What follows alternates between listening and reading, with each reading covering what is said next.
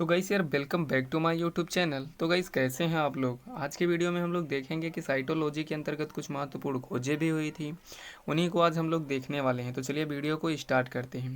तो सबसे पहले हम लोग देखेंगे कि न्यूक्लियस यानी कि केंद्रक की खोज किसने की थी।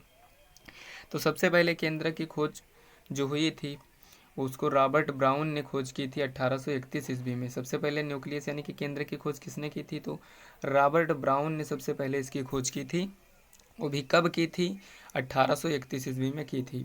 फिर दूसरा है प्रोटोप्लाज्म यानी कि जीव द्रव्य। तो जीव द्रव्य की खोज कार्टी व डुजार्डिन ने की थी। किसने की थी, कार्टी व डुजार्डिन ने। कब की थी, 1838 ईस्वी में की थी। फिर नंबर 3 पे आता है जीव द्रव्य का सिद्धांत। जीव द्रव्य सिद्धांत किसने दिया था, तो ये सूल्ज ने दिया था 1861 ईस्वी में। किसने दिया था, सूल्ज ने दिया था। कब दिया था, 1861 ईस्वी में। फिर उसके बाद आता है गाल्जी बॉडी यानी कि गाल्जी उपकरण। इसकी खोज कैमिलो गाल्जी ने की थी। किसने की थी, कैमिलो गाल्जी ने की थी। कब की थी, 1898 ईस्वी में। कब की थी, 1898 ईस्वी में।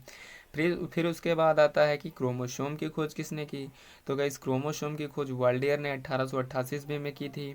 फिर उसके बाद आता है राइबोसोम। तो राइबोसोम की खोज पैलाडे ने 1955 में की थी। इसीलिए राइबोसोम को पैलेट कण भी बोलते हैं। क्या बोलते हैं, पैलेट कण भी बोलते हैं।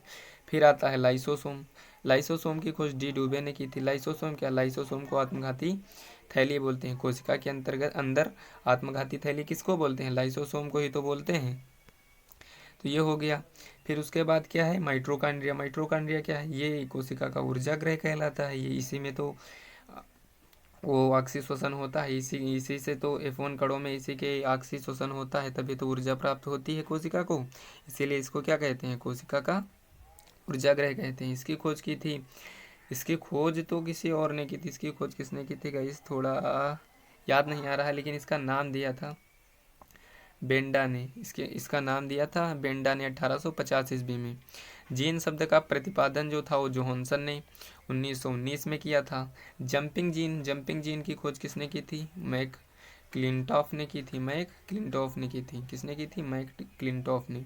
फिर क्या है, जेनेटिक कोड की खोज किसने की थी, तो जेनेटिक कोड की जो खोज थी वो हरगोविंद खुराना ने की थी।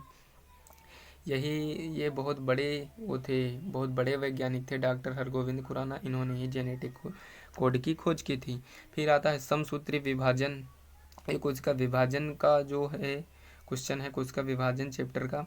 समसूत्री विभाजन की खोज फ्लेमिंग ने की थी और अर्धसूत्री विभाजन की खोज फार्मर तथा मोरे ने की थी। चलिए गाइस कोशिकांगों